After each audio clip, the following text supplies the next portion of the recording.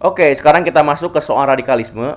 Pengeboman Surabaya 2018 adalah rangkaian peristiwa meledaknya bom di berbagai tempat di Surabaya dan di Sidoarjo, Jawa Timur pada tanggal 13 sampai 14 Mei 2018.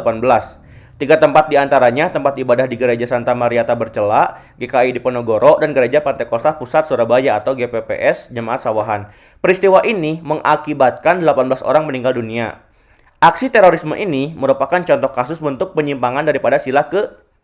Oke, sebelum kami menjawab soal ini, silahkan kerjakan terlebih dahulu dalam 10 detik. Silahkan kerjakan mulai dari sekarang.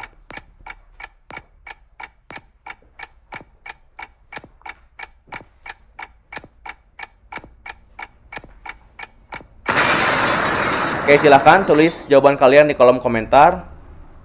Dan ternyata kemarin dalam pelaksanaan konferensi pers BKN Kamis 8 April 2021, Deputi Bidang Sistem Informasi Kepegawaian BKN Suherman menyatakan akan ada penambahan 10 soal yang terkait dengan radikalisme, di mana penambahan ini juga sekaligus akan mempengaruhi batas nilai kelulusan atau passing grade seperti itu. Maka dari itu kita harus sering-sering mengerjakan dan berlatih soal radikalisme karena nanti akan muncul sekitar 10 soal seperti itu.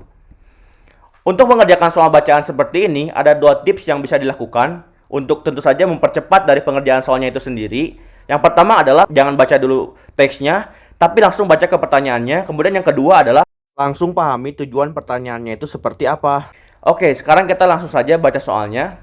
Aksi terorisme ini merupakan contoh kasus bentuk penyimpangan daripada sila ke. Nah, setelah kita membaca soalnya, ternyata kan yang diinginkan oleh soal ini adalah kita memahami dari kondisi teks ini, kemudian dikorelasikan apakah kondisi seperti ini menyimpang ke Pancasila pada sila keberapa, seperti itu. Baik, kita baca soalnya. Pengeboman Surabaya 2018 adalah rangkaian peristiwa meledaknya bom di berbagai tempat di Surabaya dan Sidoarjo. Berarti yang paling penting di sini adalah adanya peristiwa meledaknya bom di berbagai tempat, seperti itu.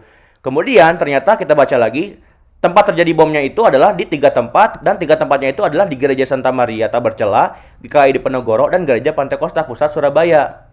Nah, maka dari itu, karena ternyata peristiwa meledaknya bom ini terjadi di gereja, tentu saja gereja itu adalah sebuah tempat ibadah dan berkorelasi dengan keagamaan, maka tentu saja hal seperti ini adalah hal yang sangat menyimpang sekali dengan Pancasila pada sila pertama. Kenapa? Karena di sila pertama jelas ketuhanan yang Maha Esa, di mana setiap warga negara Indonesia harus memiliki prinsip dalam kebebasan beragama. Maka jawaban yang paling tepat adalah yang A.